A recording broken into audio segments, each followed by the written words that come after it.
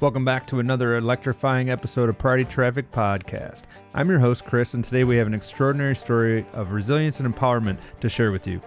Get ready to be inspired by the incredible journey of Dave Neely, a retired Green Beret, model of resilience, and an all-around incredible human being. Dave's military career at the United States Naval Academy started in 2003, where he graduated with a Bachelor of Science in Political Science. Commissioned upon graduation, he stood tall as a surface warfare officer. After 9 deployments, Dave found himself facing an unexpected twist in his journey. Retirement from the military, coupled with shattering of his life and family, left him grappling with a collection of PTSD-related issues. Fast forward to 2023, where he has overcome his own obstacles, has dedicated himself to raising awareness about PTSD and supporting others in his journey to survival and thriving. His mission? Taking care of his brothers in need just as they took care of him when he needed it most. Today we'll be diving into Dave's experiences, extracting valuable lessons, and exploring how he's empowering first responders and military personnel through his works. Before we jump into the conversation, if you believe raising awareness around first responder PTSD and mental health is important, smash that like button and subscribe to never miss an episode of Priority Traffic Podcast.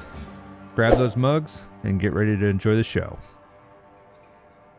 Neely, Dave, how you doing today, sir? Good. How you doing? I'm doing well. Enjoying the day. I'm glad I got to get in touch with you. It's been a while. Yeah. I was just thinking about it. It's been, what, a year? Or more than that, a year and a half? Something like that? Yeah. I don't know. That seems like it's gone by pretty quick. Yeah. Yeah, it has. Yeah. Dave and I met at an O2X workshop.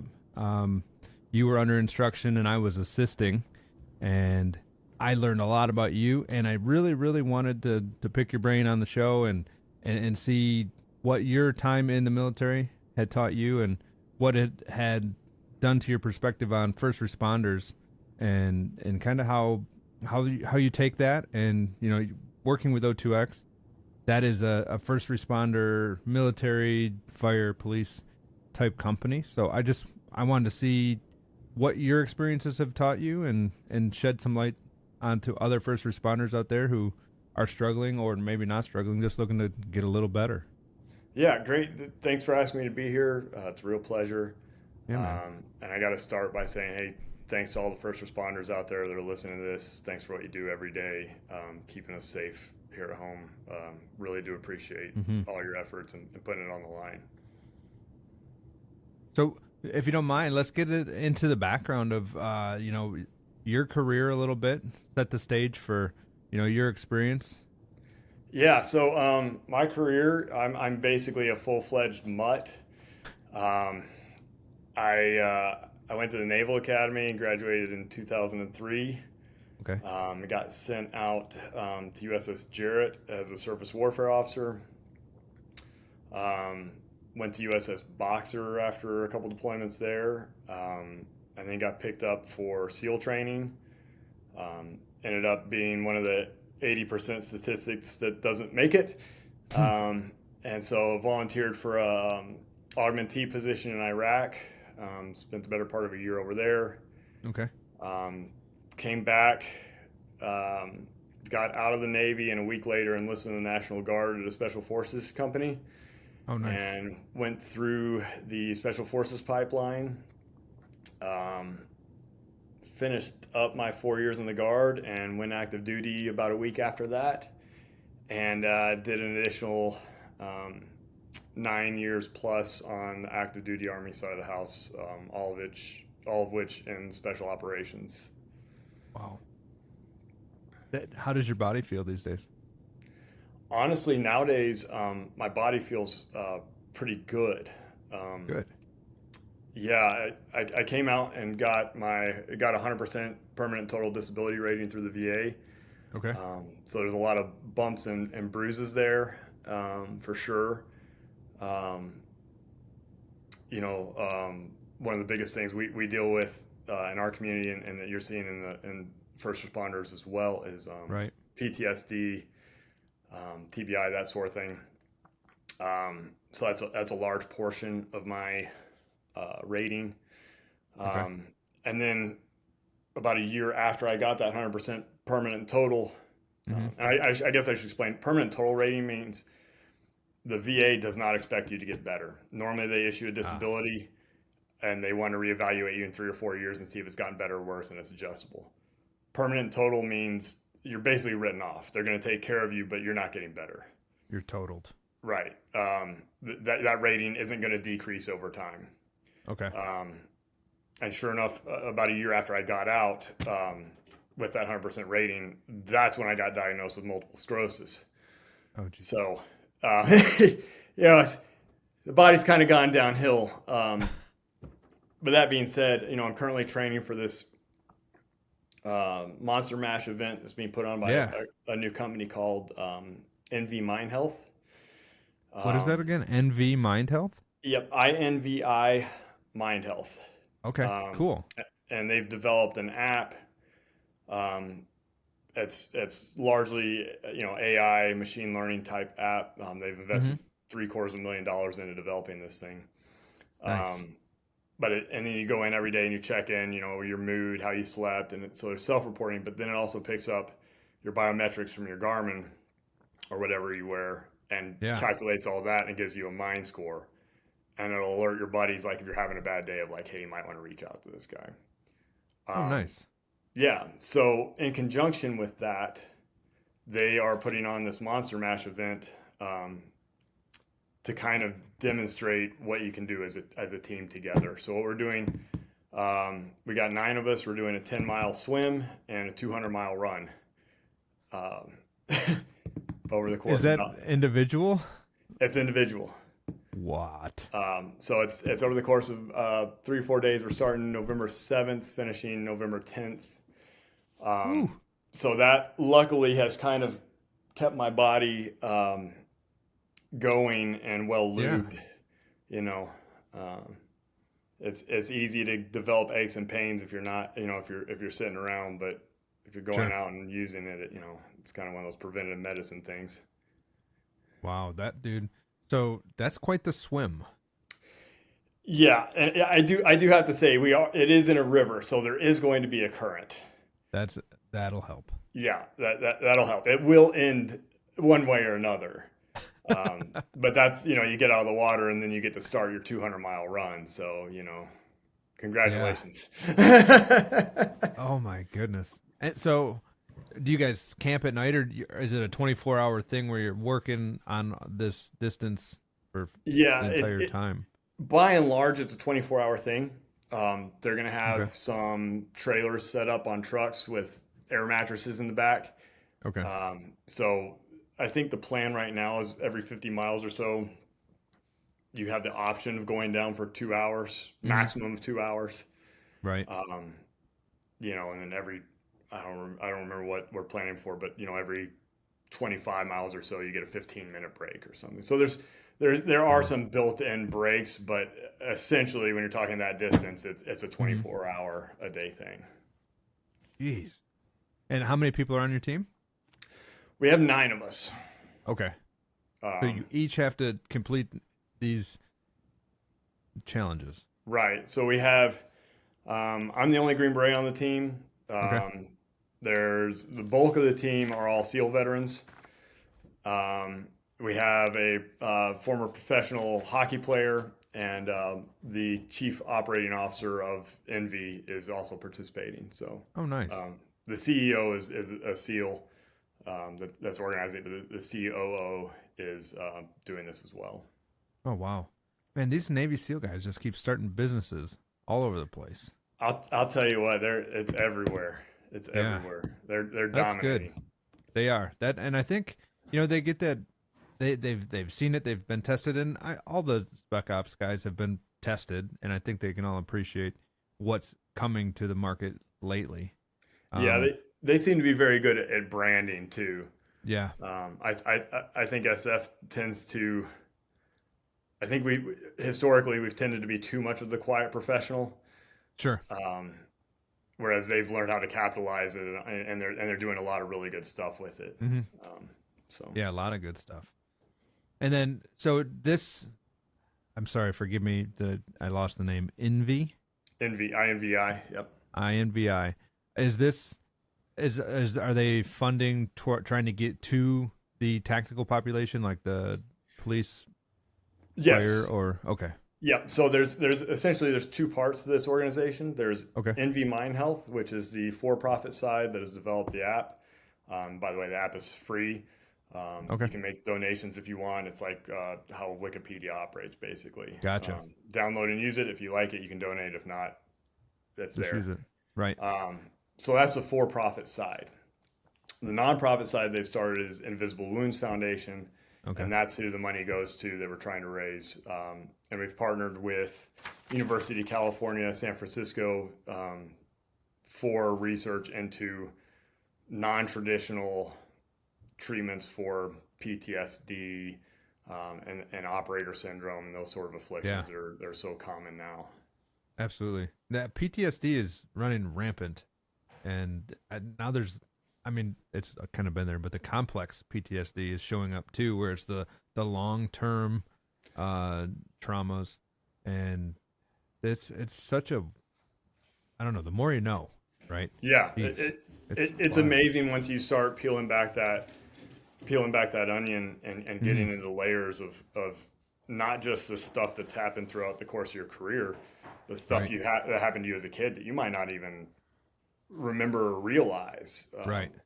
So there's a lot there that we're just starting to scratch the surface on as a community. And exactly. So that's why INVI exists. Is the creator Jonathan.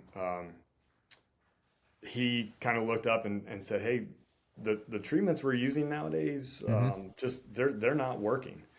And so this is his vision for how to keep people accountable with their buddies. Right. Basically you create a list of your buddies on there, and you get the low score. If they register low one day, you get a little email. It's like, hey, your buddy so and so might like to hear from you. So it's just a good way to stay in contact and keep honest tabs and know what's happening with your friend you haven't talked to in 3 months. Yeah, absolutely. And just provide that outlet and that help network. Yeah, and it kind of by checking in, you're allowing yourself to be seen, and if somebody sees or that email goes out, now you've got multiple people reaching out to you when typically you would just go sit in the corner, or not technically, but you would just keep yourself and let things compound and compile. Right. And what this app will also do is, if you do have a lower score, whether it crosses that threshold or not of I'm going to let my buddies or let the buddies know about this, Right. It'll recommend, say, hey, we recommend you do this belly breath superset, this breathing exercise. Nice. Or we recommend you go do this yoga, and it's all there in the app. It tells you what to do. Heck yeah. So it actually really awesome. provides some kind of solution for you to sit down and take a minute and try and figure out what's going on. Wow. So what do you think in your background really shaped you to want to be in this field, coming out of the military to where you are now? What do you think drove that? I think, honestly, I didn't see myself doing anything like this really until I started the process of getting out. Okay. And I had a less than ideal retirement, we'll say. Sure. In that I was I was in an advanced assignment in Fort Bragg. Okay. And was having, honestly, having a lot of physical issues there, and just couldn't meet the standards that they needed. And now I know I had, MS at the time, and I was already a little older because my 9 years in the Navy and that sort of thing. But I said, hey, I'm not, my bosses knew and I knew. We just basically had the come to Jesus talk of like, hey, this isn't working out in this role. I would like to go back to a regular Special Forces command and be a team guy and do that sort of stuff. They said, yep, we get it. We'd love to keep you here in another role if we can. If we can't talk you into it, support it, got it, go ahead. First Special Forces Regiment basically got involved, and they wanted to send me to a command that I had come from, but wasn't a great area for my family to live in. We just didn't jive with it. And I was like, hey, look, there's plenty of jobs here in Fort Bragg. You don't need to move me. I only have 5 years left. Right. They said, well, yeah, that's great and all, but you're going back. They need people. And I found a regulation that added my Naval Academy time onto, they counted towards retirement. So I left on Nice. deployment with 5 years to go and came back with 1 year to go. That's good. Yeah, and then basically, just spent that year retiring out. But anyway, I say all that because I got back from that deployment. Well, on that deployment, things started kind of coming apart. I started going to behavioral health, talking to the doc. Okay. We didn't have a behavioral health representative there. Sure. But we had a PA who was kind of standing in, just monitoring. If you don't mind me asking, what made you reach out to the PA or behavioral health? It was largely anxiety and stress over this fight between me and the Army of hey, there are plenty of solutions that work for my family, and I've given a lot, and all I'm asking for is this, and you guys are saying absolutely not. And there's a lot more details that it just wasn't going smoothly. It's Gotcha. creating a lot of anxiety. I think was largely based on the op tempo, from 20 years of war. Sure. So it just started kind of bubbling up, Right. So I came back from that deployment and kept going to behavioral health with an actual therapist now that I'm back in the U.S., Right. Things started getting a little better, and then family life just exploded. Uh-oh. Yeah. And things went real bad for me real quickly. And Jonathan, the guy, the founder of INVI, he's one of three guys that I attribute with the reason I'm here. For sure. Things went real south. Wife called him. He lives in a different state. Wife called him and said, hey, things are going bad. We need people tonight. So he got in touch with local folks that literally went bar to bar in town until they found me and all but drug me out. Well, thank for them. Yeah. And, started going through some of the more non-traditional stuff. Sure. But it made such a lasting impact on me that I can't help but get involved in it now, Sure. That's, I think when we realize that we've gone through something that can help people, something about us makes us want to share that and not, maybe knowledge transfer that so people don't have to suffer or struggle like we did. Yeah, absolutely. Absolutely. And that's one of the things, I love about doing the work with O2X, going out to these firehouses and telling my story and, at least encouraging people of, hey, if you've got issues, don't wait until it falls apart. Get out ahead of it. And, it's just, you get on, I get on Instagram or Facebook or whatever the socials are, and see way too many posts of so-and-so killed himself, so-and-so killed himself. It happens frequently enough that, at the personal level, I'm going, okay, this is a real thing. Like the 22 a day is not some slogan. Like this is actually happening. Right. And That's I not came, just branding. I came real close to being that statistic. So, and the reason I didn't is because my buddy Jonathan, he knew what to do in that situation, knew how to call people and that sort of thing. So that's why I'm driven towards this type of work, is because it's literally the reason I'm here. So if we can stop one person, I mean, that's somebody's dad or, or mom or whatever. Wow. If you can stop just one person like yourself, now you are on a mission, to pass this on and keep it moving. So I think that's pretty commendable. So thank you for what you're doing. And, I know we met through O2X, and I'm pretty sure we were working with the fire department that day or that week.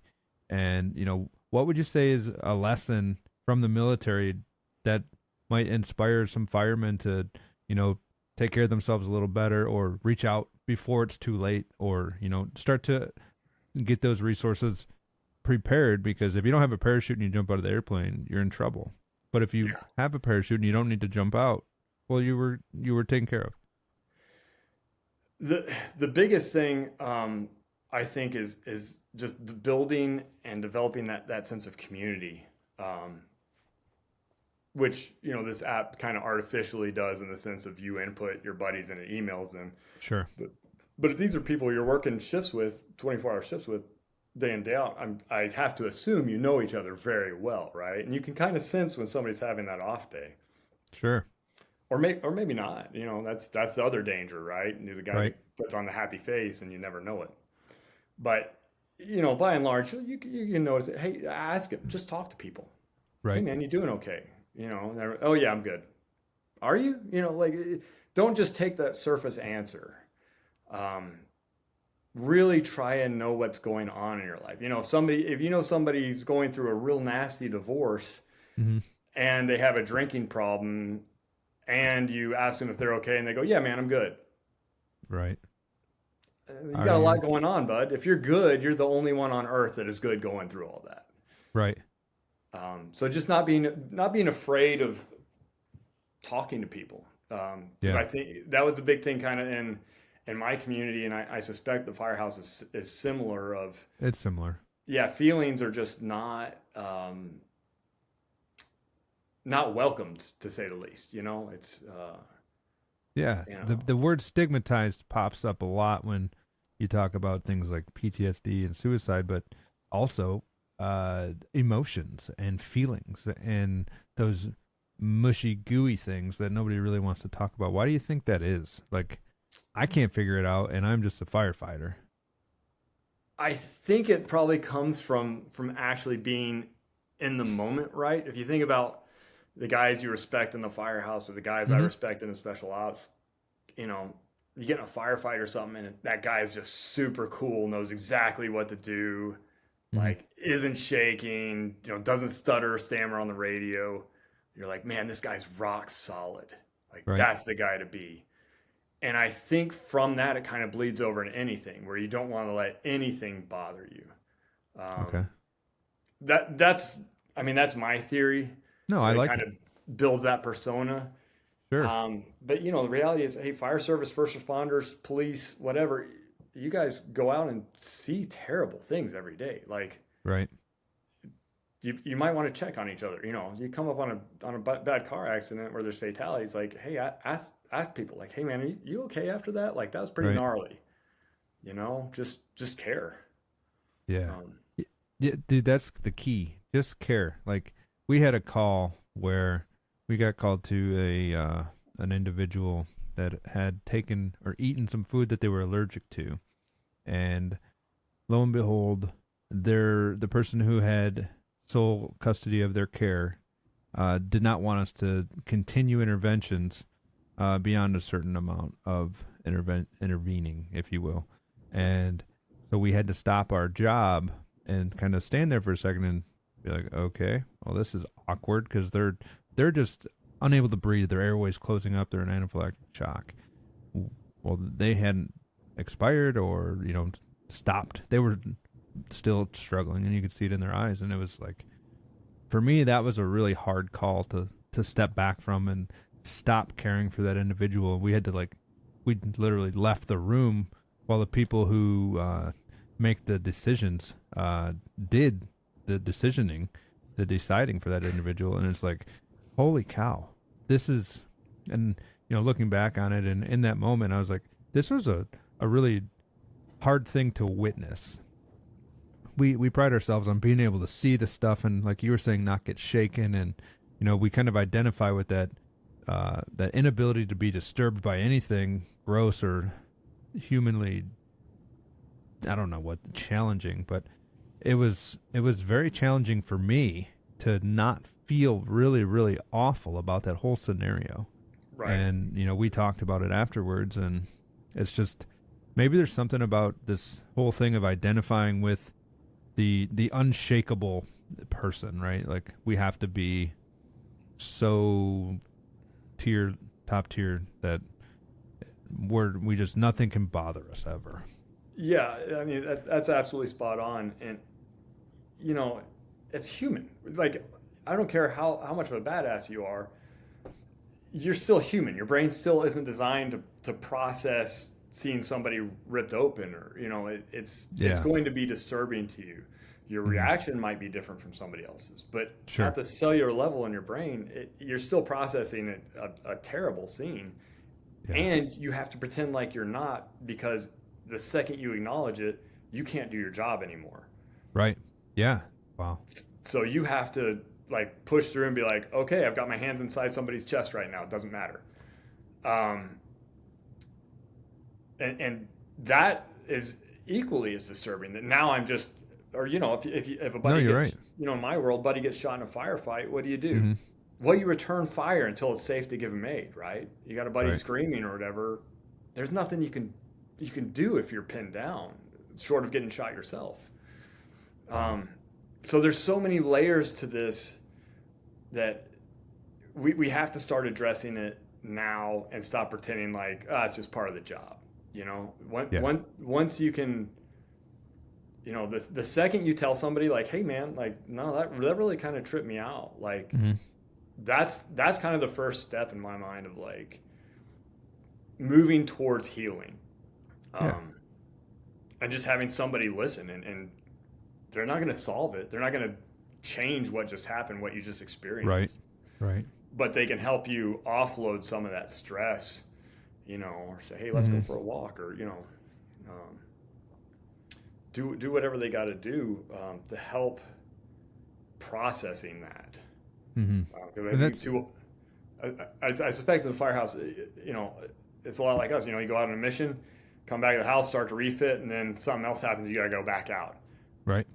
Like you have a car call, hey, 3 fatalities on the sidewalk or whatever, and then you get back to the house, and next thing you know, the box alarm's going off again. Right. There's no time to process that. So, it's just compounding, shift after shift after shift after shift. And then you go home and you don't exercise. You find yourself sucking on a bottle, or whatever that looks like, and being social.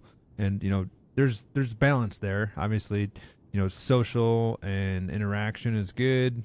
Maybe some of the other coping mechanisms aren't like equally great, but I think you're right. You're onto something where we accumulate all of these micro traumas, for lack of a better term, and maybe they're not.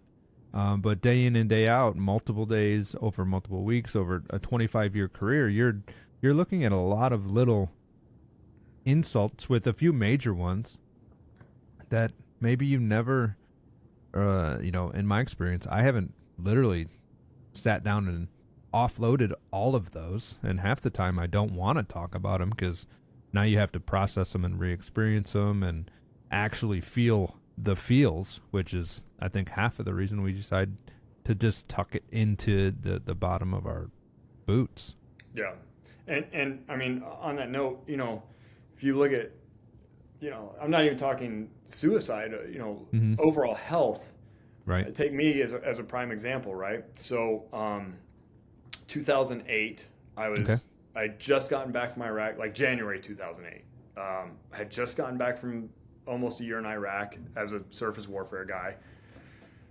That I went to Iraq to essentially escape the shame of not having made it through SEAL training. Sure. My last time in the Navy. Came back from that. So I didn't make it through BUDS. 10 months in Iraq.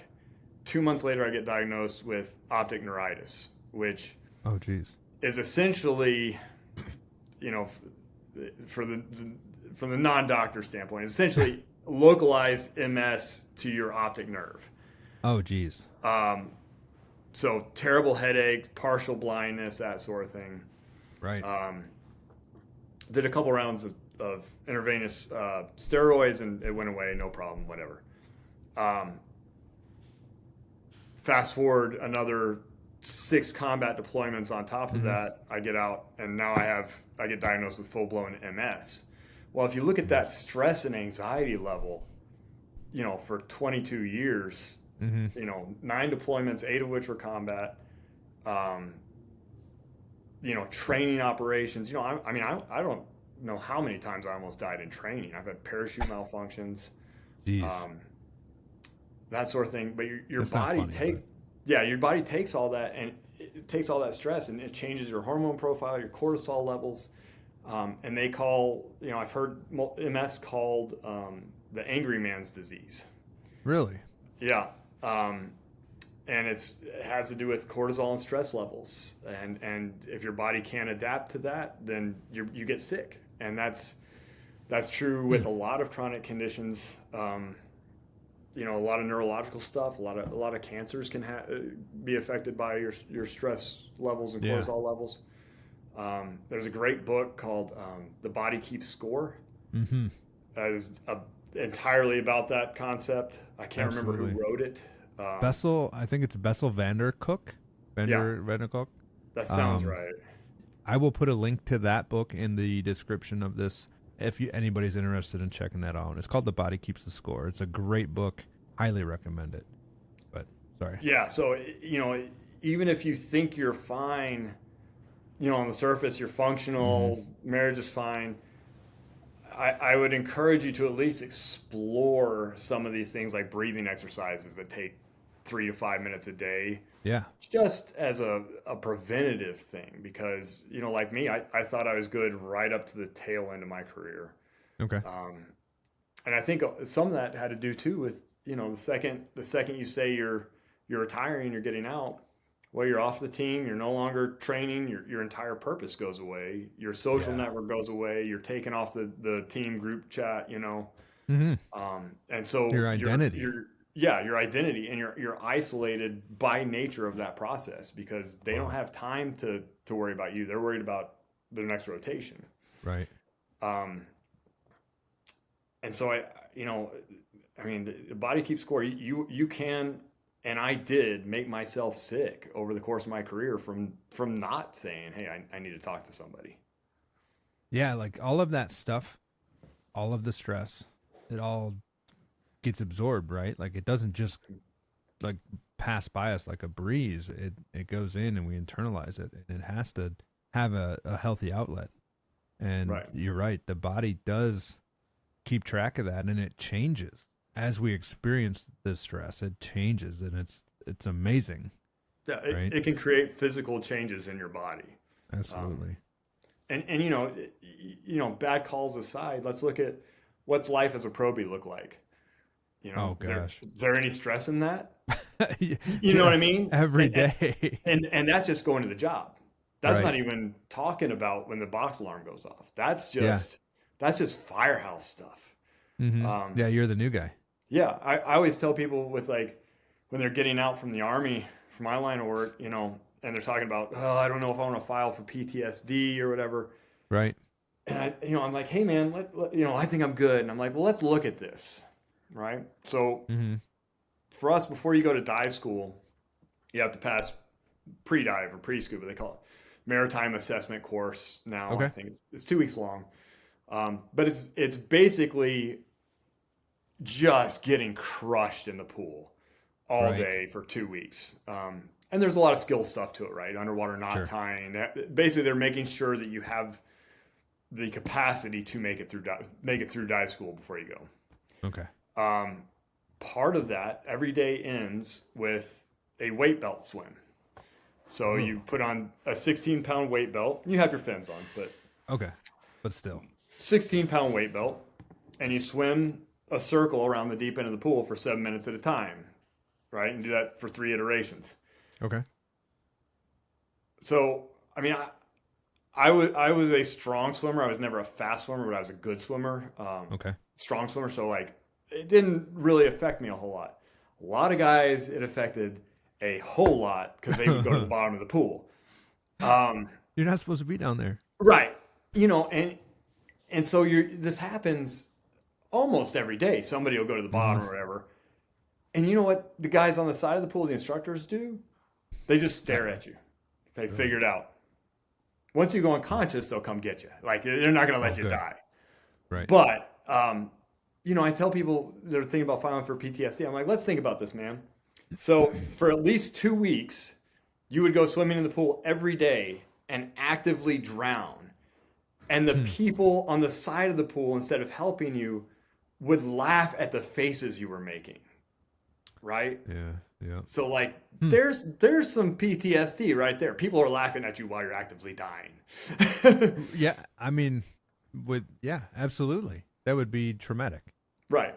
And that's just an example of, hey man, that's training. That's not even the combat rotations or whatever.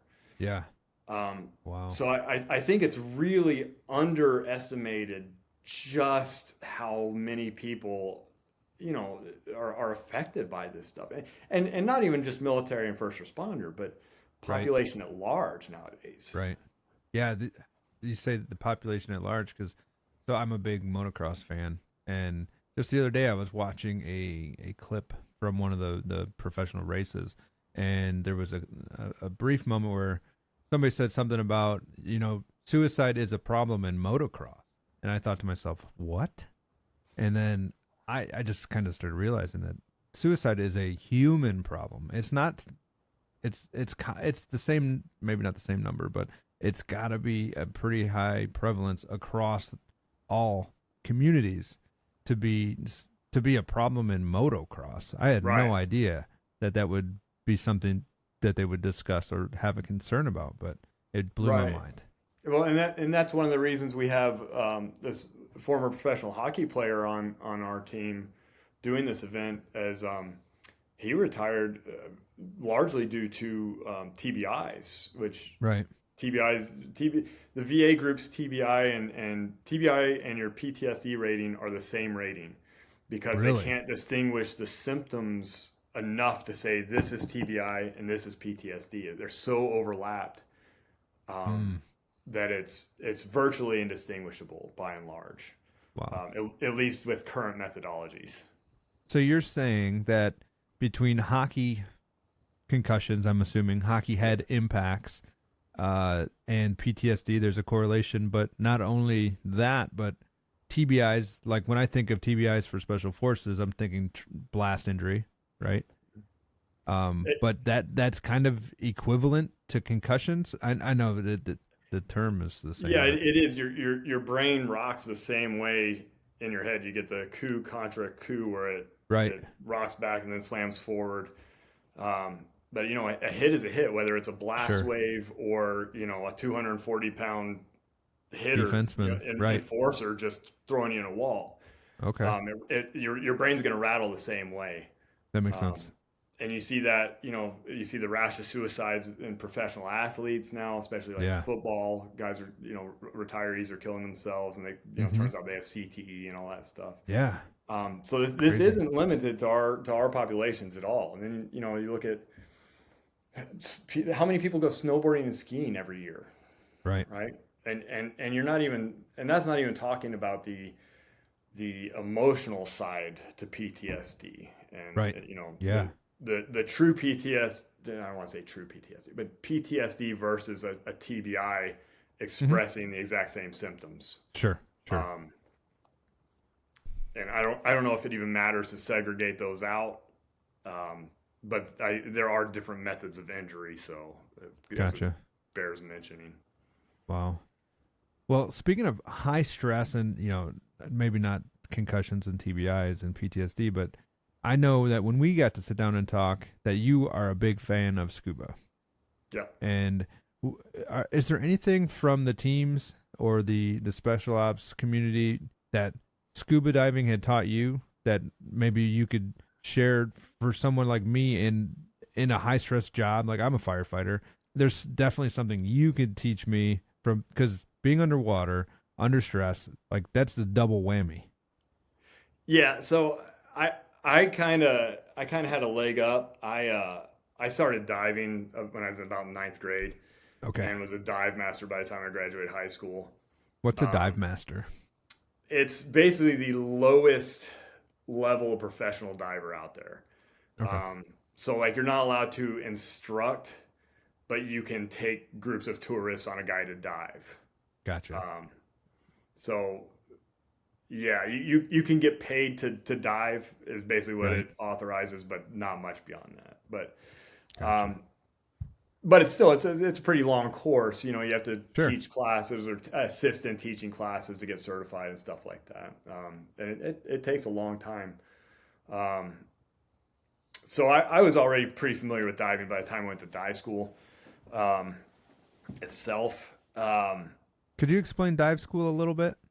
Yeah, I mean, my information is a little outdated because it's been a while since I went. Sure. Sure.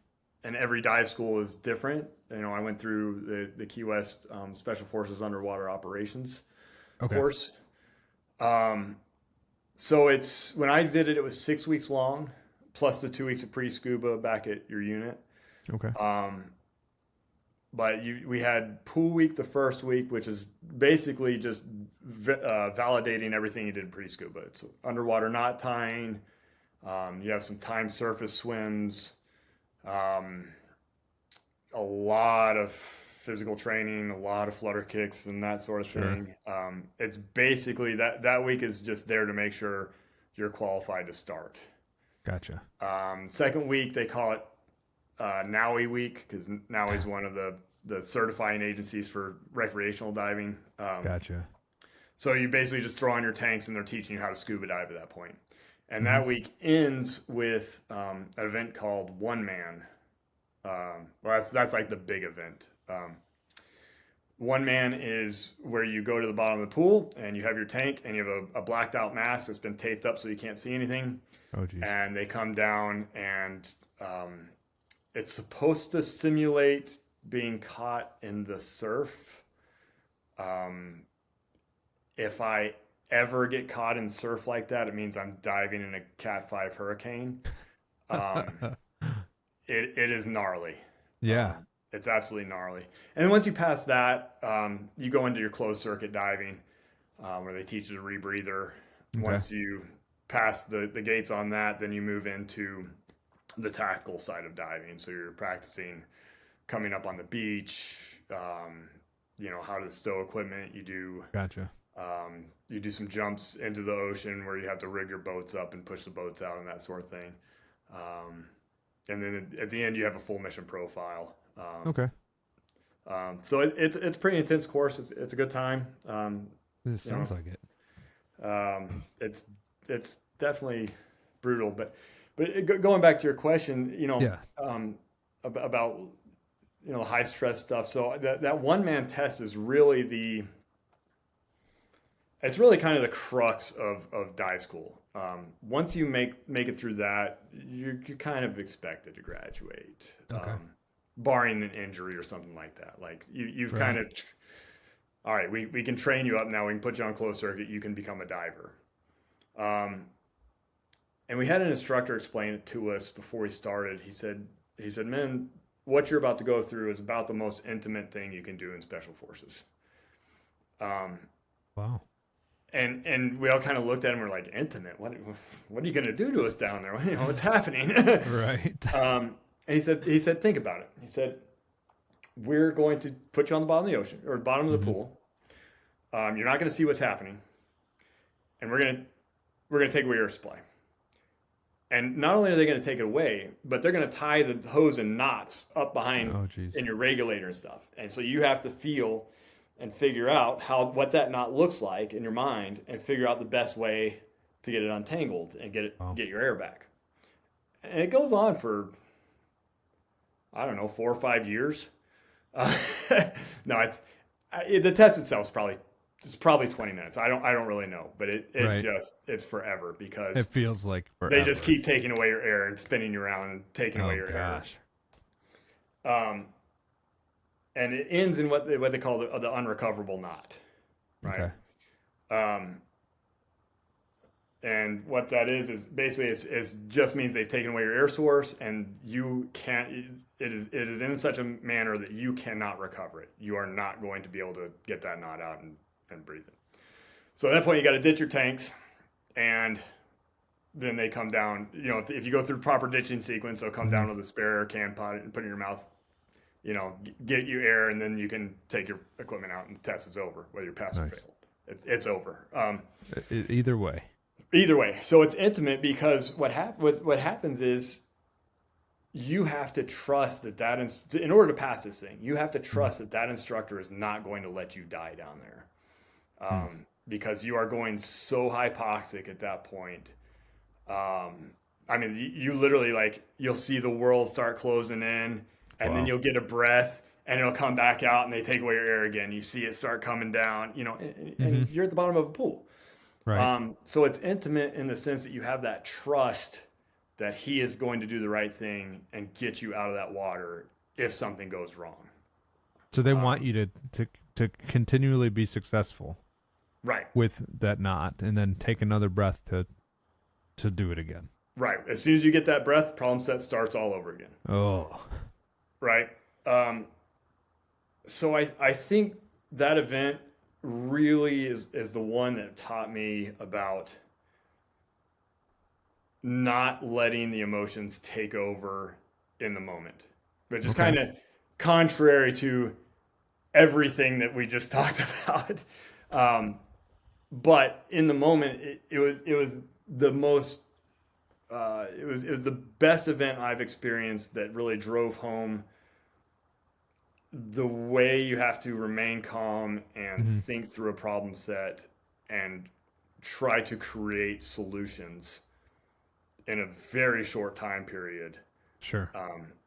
You know, and you go, hey, I don't know if this is going to work, but it's the only option I got. So I'm going to pull here and I'm going to twist here, and maybe that comes out. Oh, that didn't work. Well, now I have less time to figure this out. Right. Wow. And I think that's the biggest thing, is just making that effort to maintain that clarity. And you don't have to be in a high stress situation. I mean, I can't count the number of times a day, you know, where something will set me off. And my anger shoots through the roof. You know, ask my wife. I have some temper. Right. But, you know, when you can, you know, you think about that sort of thing, and you go, okay, let's take a step back. We're going to take my breath, and let's sit here and find this solution. And it doesn't have to be perfect. Right. We're just going to find something that we can go with. And I think that's really applied to a lot of stuff in my life. I wish I had known that a lot earlier, you know, and it all kind of tied in to what O2X teaches, what the INVI app does, of, hey, go do breath work, go do a yoga routine. Right. Go, you know, while you're doing your breath work, you can either think about it as much as you want or none at all. And you take that mental pause, or maybe you come up with a solution because you're calm. Right. Yeah. Your chances go up of finding a solution when you're calm. Right. Right. Interesting. Is there any skill that you would say that you, along the way, that you've learned that really helps you go from your trigger moment, creating that space, then your response? I think recognizing it, and knowing that is not the only response. You know, I got conditioned through so many years of being combat oriented, you know, whether you're in combat or you're training for combat, you're combat oriented, where your response is, I'm going to kill mode. Like, hey, this guy just pissed me off. Well, screw you, and here's why, and, you know, you're messed up. In some cases it's warranted because, you know, the lives are literally on the line, right? Right. Or potentially on the line in the future. So sometimes, yeah, you get angry. But that became my default. And I think that's the important thing, is to recognize it now, and then go, okay, I need to just chill out for 2 minutes. Right. Kind of catch yourself in it. Right. And somebody told me, I can't remember, it might have been I went to a Dr. Joe Dispenza week-long meditation retreat. You did? I did. Ooh. Yeah, it was actually really cool. I think it was there. I think he said your hormone response to anger, right? If you start getting angry about something, your hormone response to that only lasts like 2 to 5 minutes. So if you're still angry after 2 minutes, you're faking it. You're basically dwelling on it and stewing on it, because now your flight or fight has shut off. And now you're just soaking in that. Right, you're just keeping it alive because you want to. Right, exactly. Like, I hate that person because I want to hate them. Huh. I had no idea. Yeah, I mean, I didn't either. And honestly, I haven't done any independent research, but he does a ton of research. So He does. Do you mind talking about that for a second? Because Joe Dispenza, I've read a handful of his books, and man, he's amazing. And his ability to do what he does, and he's awesome. Yeah, I went into it pretty apprehensive. Because I've never done anything like that before, and I thought it was going to be bunch of hippies smelling like patchouli, banging bongo drums. I could totally see how you would get that perception too. Yeah, honestly, it was the most welcoming crowd, the nicest crowd. It definitely wasn't hippies, with bongo drums. But the lessons he taught, both from the meditation techniques and then the science, the research that he's done showing the results they're seeing using meditation alone is phenomenal. He talks about a type of bacteria that 50% of the time produces a red color, 50% of the time produces a green color. Right. They put this thing in the back of the room, and they don't tell everybody why. They say, hey, focus on the color red. Just, I want you to meditate on red. And at the end of the seminar, this bacteria that produces red or green at a 50-50 rate, the whole thing is red. What? I mean, it's just crazy examples like that where you go, okay, and it goes into the quantum physics. It's fascinating. I thought it was phenomenal. And you were there for how long? It was a week long. Wow. So you do, I don't know, 6 hours a day of meditation or so. But at the end of the week, you feel amazing. I mean, to me, the proof is in the pudding, Sure. I came out as highly skeptical going in and came out of it and said, okay, there's something here. Absolutely. And that's, again, just to circle back, that's what INVI is trying to bring into our lives. Whether it's first responder community using it, whether it's military community using it, of just like that, hey, here's this checkup, and take the time right now, go do a breathing exercise. Just that little reminder for you, so that when it's been 15 minutes since somebody made you angry and you're still angry about it, right? You take that pause and try and move on. Absolutely. That pause is so important. It gives you space to breathe, think clearly, hopefully, and make a reasonable response rather than a angry reaction, right? Yeah, I'm real good at the angry reactions. Real good at it. Still working on the calm, right? Mellow. Like, well, let's talk about this. But we'll get there. Yeah, absolutely, buddy. I'm sure you will. So you've been doing a lot of training lately, physically, right? Right. Let's go from the mental stuff to the physical aspect of what you're doing, and maybe you can shed some light to my fellow firefighters and myself on the importance of physical fitness and how that helps our mental resilience stay at the top of the level. How are you training for all of these events? Like I can't swim and run as much as you are probably training for right now. The real answer is that if you say you can't, then you can't. Okay, fair enough. Dang it, you got me. I can. So the actual answer is that we're taking a very conservative approach to things. Okay. We recognize that, a 200-mile run for people that are not like long-time ultra marathoners is Sure. it's a big leap. Hmm. So most of our training has been focused around, around heart rate zones. So we do Okay. the vast majority of our work is zone 2. So when I say I'm going out for a run, it's about 50-50 super slow jog and super fast walk, Okay. because I'm trying to keep my heart rate below 125 beats a minute. That is tough because Yeah, if I jog a little, it goes to like 140. If I walk, it goes to 115. Right. And so then, I live on a mountain where there's a new hill every 50 meters. Right. So it really, honestly, it took a big ego check Sure. to do that. Especially I started training for this out in Coronado. I spent the summer in Coronado, California, which is, SEAL Town, USA. Sure is. And so I'm out there, big Green Beret already, like, not a true local in that sense. Right. And I go out and do these power walks for 2 hours, with my little heart rate monitor. Mm-hmm.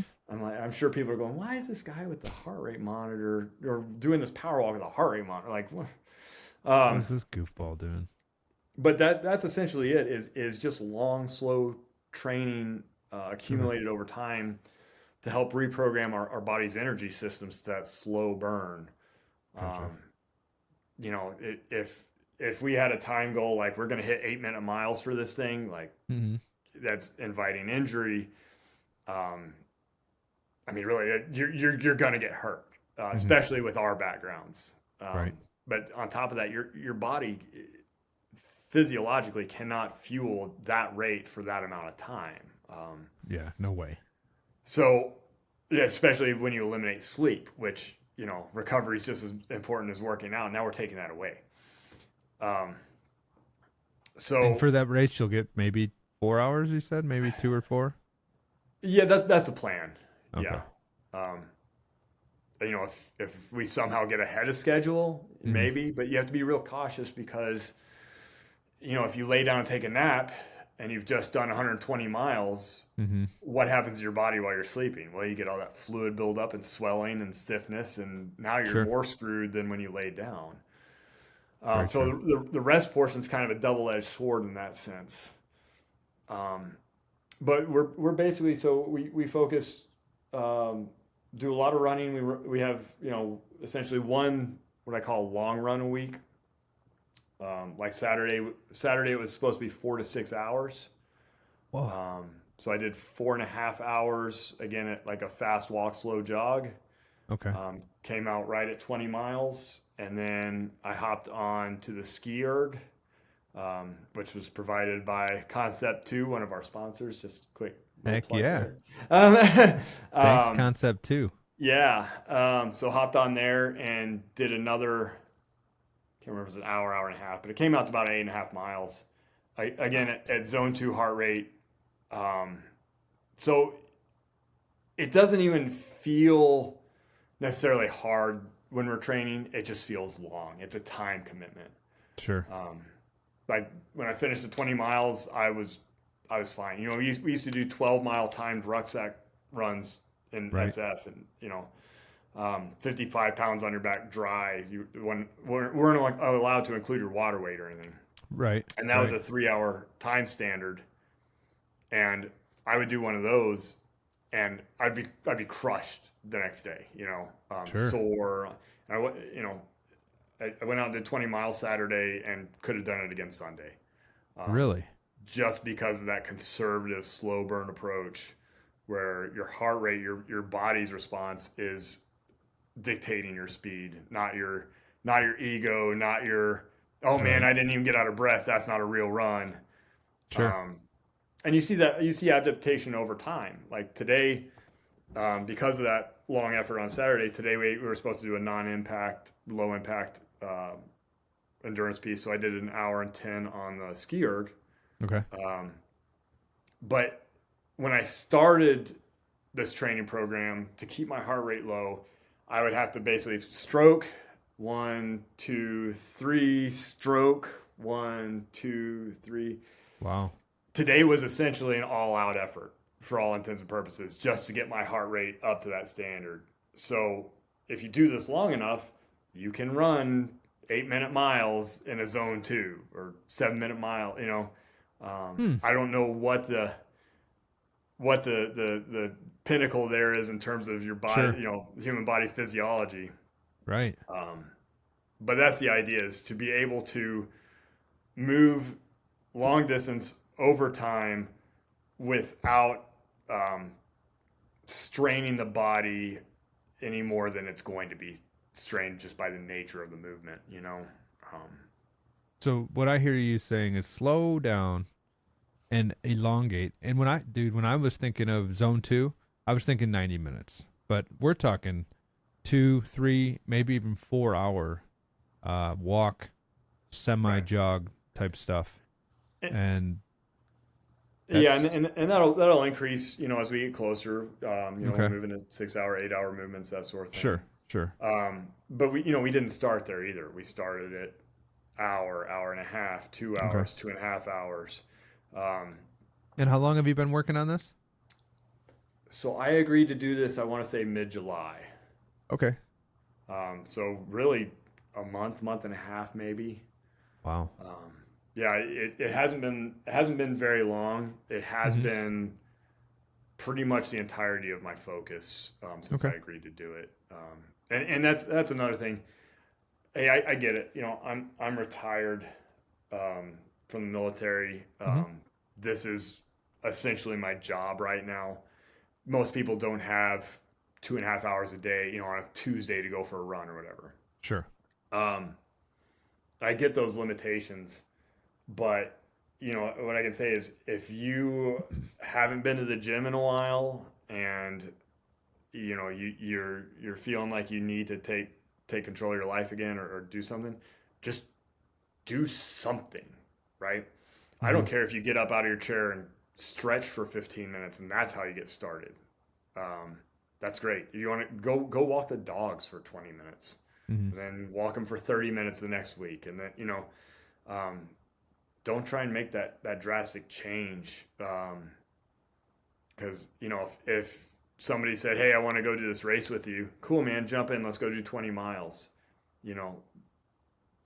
That's, you're going to get broken. You're going to get discouraged. It's going to hurt real bad. You're not going to be able to work out the next week. Right. At least. Yeah. So yeah, if you're looking at, if your goal is a 10-mile swim and 200-mile run, or if your goal is just, hey man, I just want to look good in a bathing suit. Sure. It's the same thing. You got to get started. And we as humans are super good at making excuses. We're professional. We are so good at it. I do it all the time. If I take a break from working out, I go, oh, well, it's Wednesday. I don't want to start on a Thursday. I'll start on Monday, Right. And then Monday gets busy, and then, life happens, and Tuesday comes and goes, and it's Wednesday again. I'll start Monday, because Monday is when you start workout programs. Chest yeah. day. Right. Chest day. You got to hit chest day. But just get up and do something. It doesn't have to be much. I started off with this thing by walking an hour a day. Okay. Were you wearing any load or anything, or no? Just no. We are planning on doing this in kit. Okay. Cool. By kit, I mean just vest and plates. Sure. 20 pounds, 25 pounds or so? No, because we're not going to be carrying ammo or anything like that. It's just going to be plates, but 12, 15 pounds. 12, 15 pounds. Yeah. Nice. But we're still lining up sponsors to get that, so it might happen. Hey, there you go. But that's the plan right now. But we haven't been doing any of that. Mostly just building up our base. Okay. You throw that stuff on. You're starting to introduce risk of injury. Okay, for sure. Escalating, that sort of thing. So the focus right now has just been on building up that base to be able to do this. Nice. And again, it just starts with going for a walk. I couldn't agree more. And movement, I just had this conversation yesterday, but movement is better than just, you don't have to go crush yourself. You don't have to go, go ape on the fitness. Going for a walk 20, 30, 40 minutes an hour, if you haven't walked in a couple of years, maybe 3 10-minute walks a day, that might get you where you need to go. But it's, when it comes to wellness, we want to remove the barriers. We don't want to make it so difficult that, you have to get fit. Now, in order to get fit, you have to go run a 200-mile race. Well, that's not the standard, right? That's the exception. Yeah. And it just, like you were saying, it just starts with getting up, stretching, something simple, consistently. Absolutely. And knowing your limits and not being afraid to listen to them too. People get hurt a lot.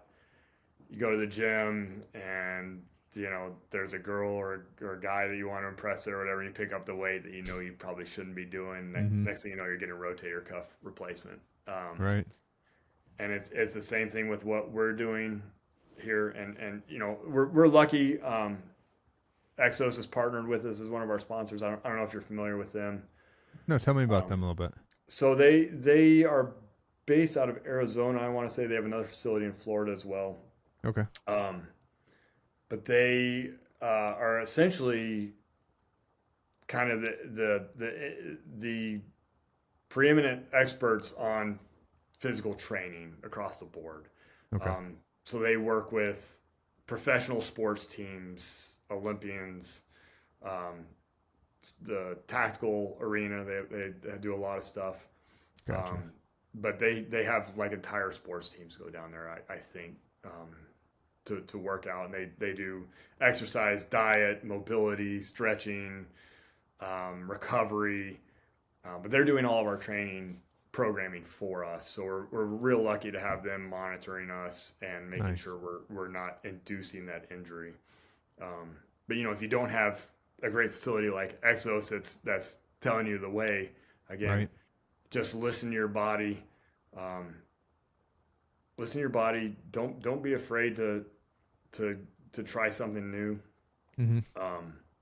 If you have questions, ask somebody. Don't be the guy that says, "Oh, I've been working out for 20 years. I know how to do this." And turns out nobody's corrected your form in 20 years either, and now you got lower back issues. How is your body holding up through all of this training? Because it sounds like you're training quite a bit, and my biggest, not concern but question is, are you sleeping better? Are you getting enough sleep? Are you starting to accumulate fatigue and injuries, or how are you managing? How is your body absorbing the training?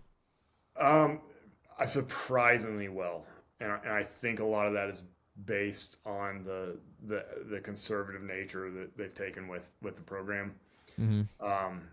I have a tremendous history of overuse injuries in my legs. Sure. IT band syndrome, plantar fasciitis, shin splints have killed a lot of my career. Yeah. I haven't had any issues with that at all. And I think, I just think that's largely based on the conservative nature of it. Instead of me going out and trying to break myself off on a half-hour run, right? I'm going, who gets hurt walking? It happens. I don't want to make light of it, but the odds are going way down. The wear and tear on my knees is way down because I'm not impacting so hard. So yeah, it's holding up great. I sleep like a baby. It's the only real downside, and I don't know if I call it a downside, is that I had gone off my multiple sclerosis meds pretty shortly after going on them, and was basically trying to use lifestyle to control that disease, diet, exercise, sleep, that sort of thing. And I was following a very prescribed diet. Right. I think we talked about that. Yeah. The Walls protocol. Yep. So it's this anti-inflammatory diet. I was following it pretty strictly. But with the caloric burn we've got on this, the reality is I wasn't willing to put in the effort or didn't have the stomach capacity to eat what I would have to eat to fuel.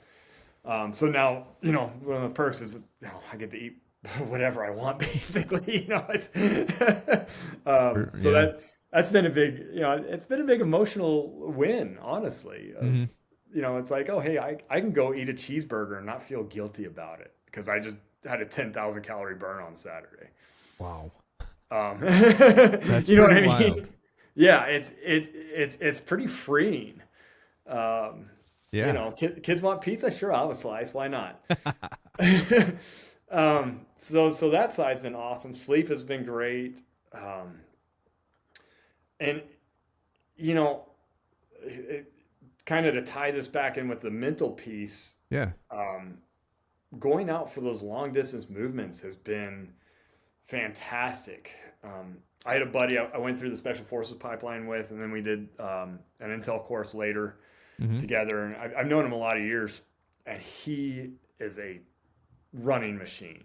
I mean, he's one of the guys, he will just go clock 15 miles for fun at a 7-minute pace. I mean, that's probably slow for him, honestly. I'm probably not doing him justice. Right. 540s. It's okay. Yeah, but I asked him, I said, hey man, how do you do this? And he's like, oh, that's my catharsis. That's my therapy. I go out and I run and it blows off steam. And I was like, yeah, that's not me. I hate running. Like if I'm out running, I'm angry. It's not great. Right. But doing this longer, slower movements and watching my heart rate so closely, it's basically pure flow state, man. Because I'm looking at the hills, I'm reading the terrain, I'm looking at my watch and say, okay, there's a big hill coming up. I'm right there at the threshold. I need to slow down now in preparation for this, And it's 100% mission focus. I'm not worried about the email I have to respond to when I get back. And it's been fantastic mentally. Nice. To just be like, no, this is my job. This is my priority. I'm going to go out and I'm going to swim for 2 hours. And while I'm in that pool, there's nothing else, And that has been really nice to unplug from everything. Yeah. When all you can do is focus on one thing, that really helps. Yeah. You're not trying to multitask. Yeah. And again, there's realistic expectations, right? Of, hey, if you're just coming off 24-hour shift, do I think you should go swim 2 hours? Well, maybe not. But a 20-minute walk, maybe. I mean, that's a lot more reasonable, and it's at least some time to unplug and kind of just unwind while you're out exercising. Right. Yeah, and that's a really good point you make, where when you come off shift, giving yourself that period, that grace period, or that transitional period between the two roles. And I discuss roles quite a bit, but you're a firefighter, and let's just say you're a husband and a father, or you have another isolated thing you do outside of being a fireman, and giving yourself some time to breathe through that transition and offload the 24-hour shift and transition into that new role. I think that kind of gets understated. At least I do. Sometimes you just walk right in the house and you're like, might as well just be walking right back into the fire station, where your attitude is all jacked up. You're not really happy, or maybe you are if you handle that on the way home. But I think there's something to be said for that transition period. And like you were saying, going for a walk, breathing, creating space really makes a big difference. Yeah, and I don't know if driving is enough, honestly. That drive home, so. and it doesn't make sense from a scientific standpoint, right? If you think about, we're talking about that everyday stress buildup. Yeah. Giving everybody PTSD now. Our bodies, our brains, our eyes weren't designed to take input at 80 miles an hour. That's not a human operating speed. So now just driving seems like a normal activity. It doesn't even register as a spike to us. But think of what your brain's having to do to compensate for 80 mile an hour decisions. Right. When we're what, like 4 mile an hour animals at a brisk walk, right. Like 9 if you're a good runner, and now every day is spent at 80 miles an hour, or 60, whatever it is. But it's totally. such a speed gap that you're stressed doing that. Huh. I think just taking that time to just, I mean, it sounds hippity dippity. I got it, man. I'm totally on board. But go out and touch grass. Yeah, dude, I'm on board with that. Go ground yourself. Yeah.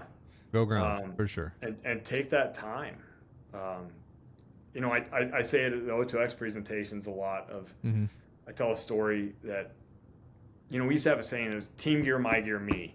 And that's the order of priority when you get back from a call or whatever.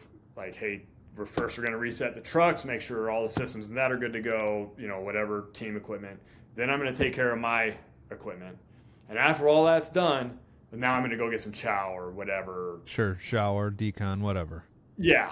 And I always say, like, hey, man, like, that's kind of BS. And the example I use is if I'm out on a 4-hour night dive, okay, right, and the water temp is 55, and I've got my wetsuit on, but, you know, 4 hours at 55 with a wetsuit, you're freezing, right? Freezing cold. Come in, you've been thinning your legs off for 4 hours. You're dog tired. Come in, and now it's like, oh, let's clean these rigs up, rebuild them, blah blah blah, get them set for tomorrow's dive, blah blah blah. You know, it's like, hey man, I'm going to operate a lot more efficiency right now if I go shower and warm up for 10 minutes and throw on a sweatsuit. Mm-hmm. You know, and for sure, you gotta take those 10 minutes for yourself, and now I can serve the team better, right? By that act of selfishness. Right. Obviously, I was going to say that just changes the term. It changes the perspective on selfishness, right? There's so much negative connotation to that word.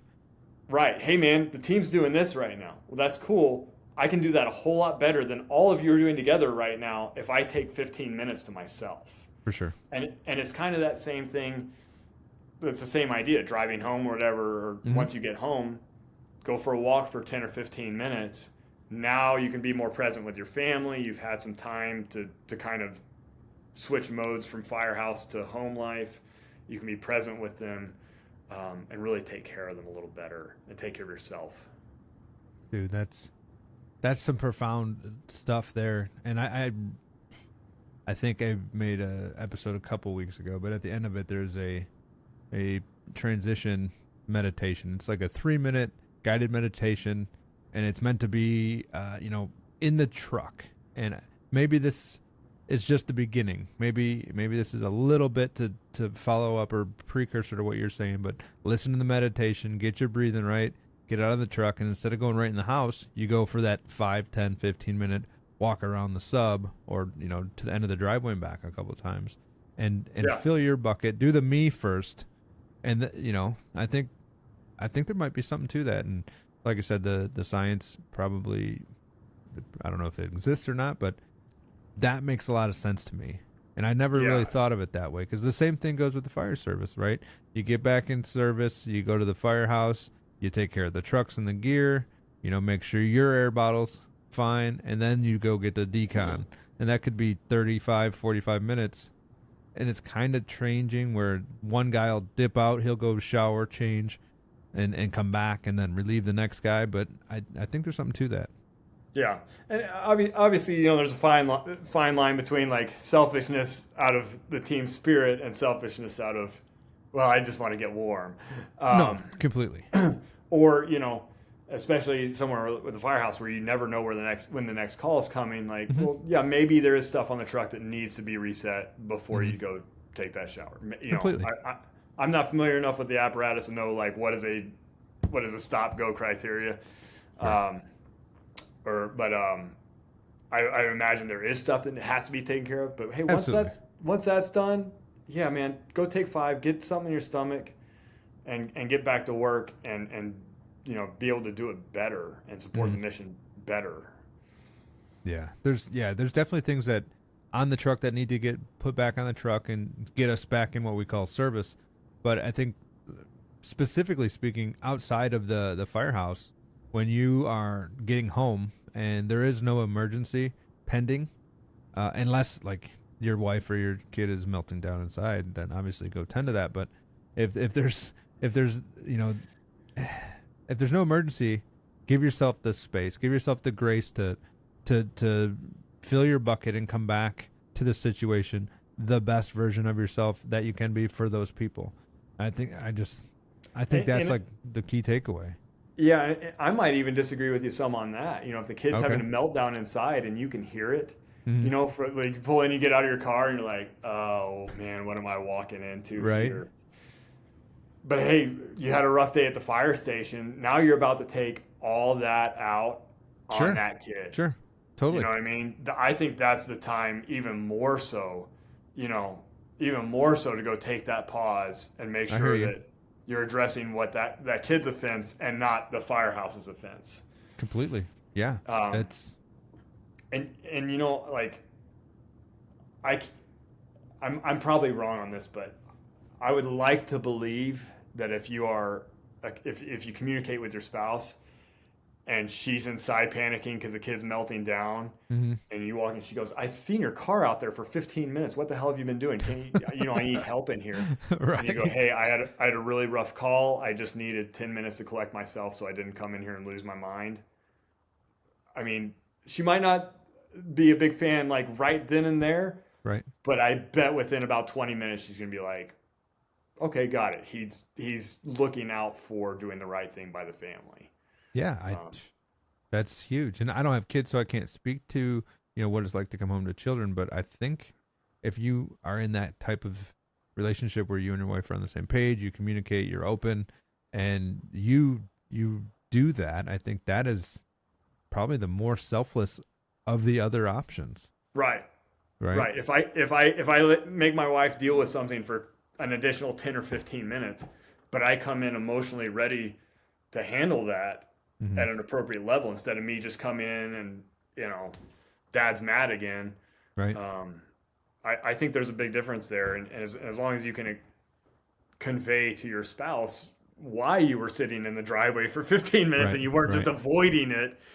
Yeah, you're not sitting there laughing. Right. Oh man, that sucks. Right. Exactly.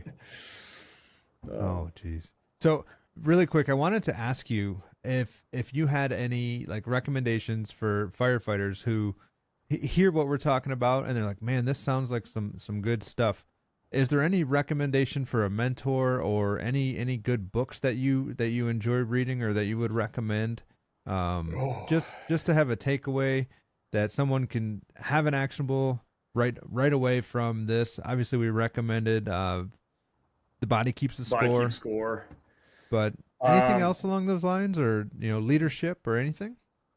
Boy, I just took all my feel good hippie books out to California for the summer and didn't bring them back out here, so I can't look over my shoulder and see what I've read. I get that. I put you on the spot. I apologize. Yeah, my short term memory's terrible with TBIs and MS and all kinds of stuff. Understood.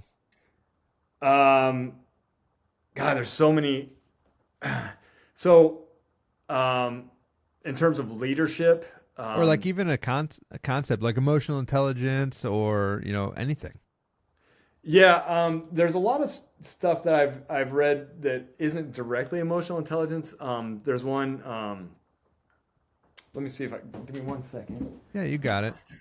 So I just had a conversation with a buddy about the importance of emotional intelligence, and we really got riffing on like how important it is to just be aware of things, right? So this is probably a little different than what you're talking about, but the psychology of selling. Okay, yeah. So I read this a couple of years ago when I was getting into real estate investing. Okay. Just as like a hobby, extra income type deal. But it's interesting because it's obviously written for salesmen. Right. But with that, you have to be able to read your audience, right? You have to be able to pick up on their body language, on their cues.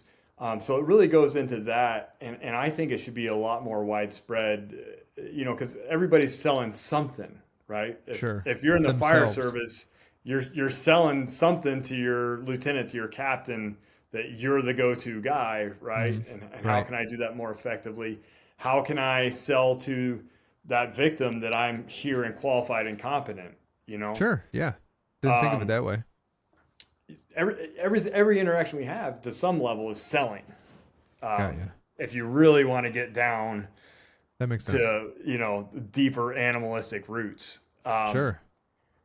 So I think that's a great one to read just in terms of awareness of what's going on.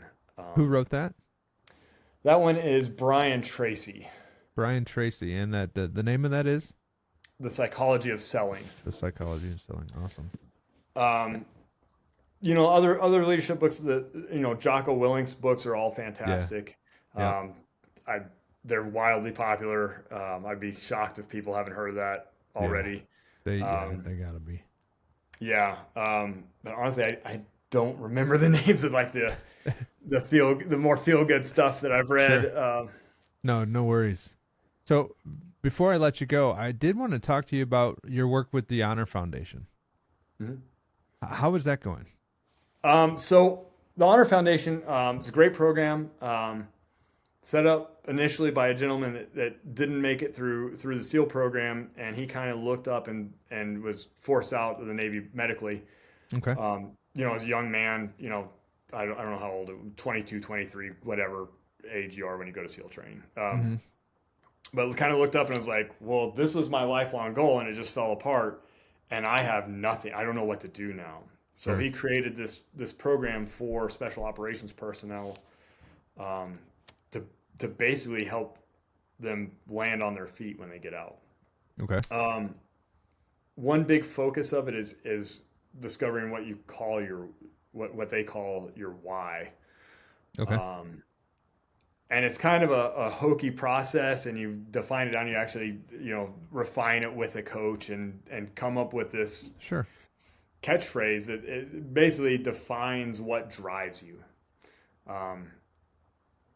And based around that, they kind of help you navigate lines of work you might be interested in.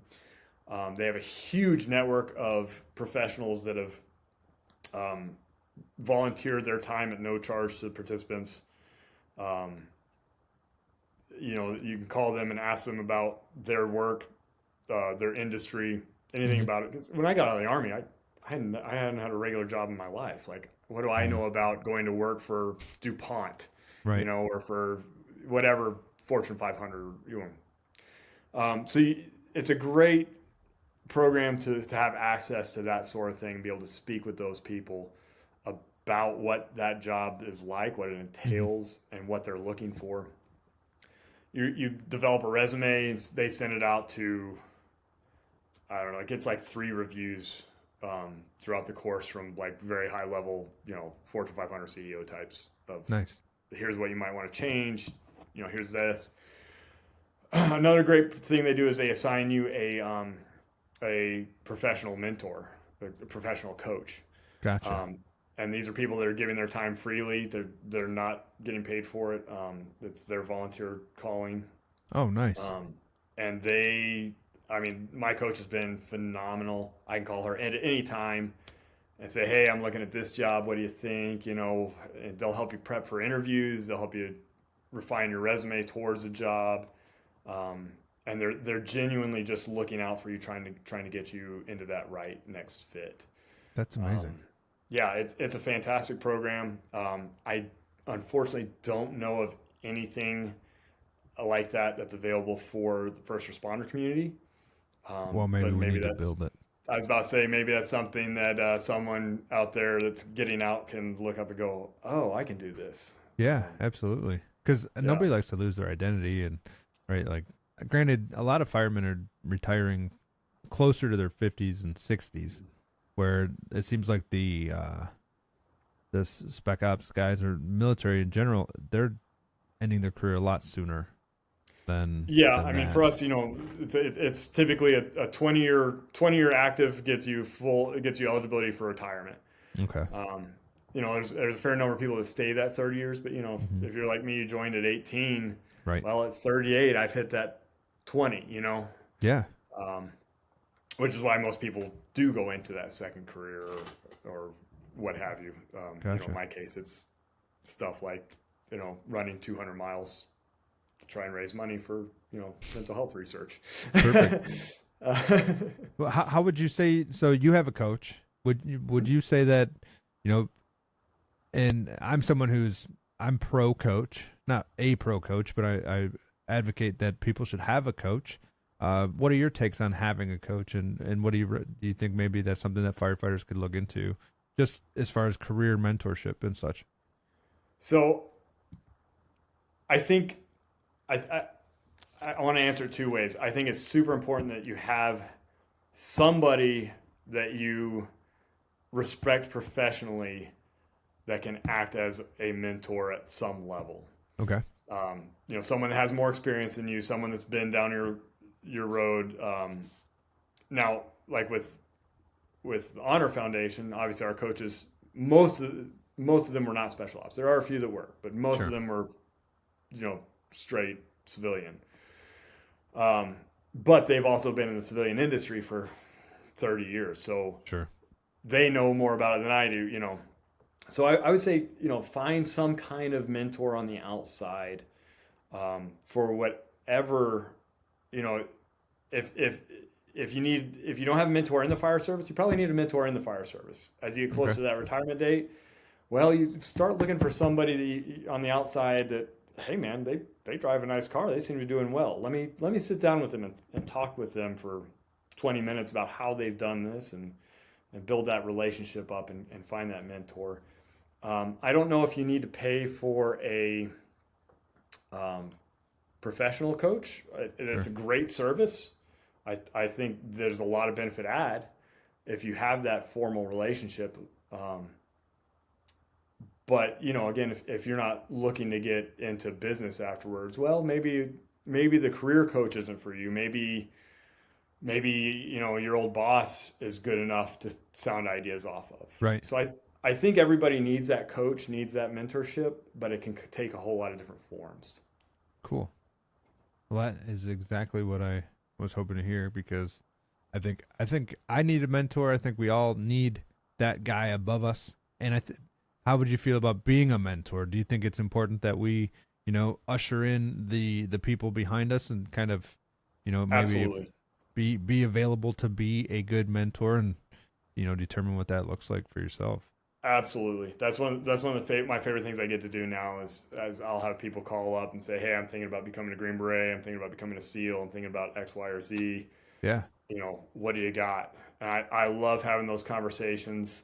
It's never been a burden. I get frustrated when they end up not following through or they drop out or whatever, but sure, it comes with the territory. But no, I genuinely love that part of my life in retirement. Absolutely. It's great to give back and the future of the community is these people that want to do it. So sure. If you care about your community and its longevity and what it's becoming, well, that's a way to shape it, even after you're out of the fight. Absolutely. Well, Dave, I really appreciate you sitting down and chatting with me. And, I think there's a lot of value in this conversation to my audience, firefighters and people who are looking for that personal development and growth.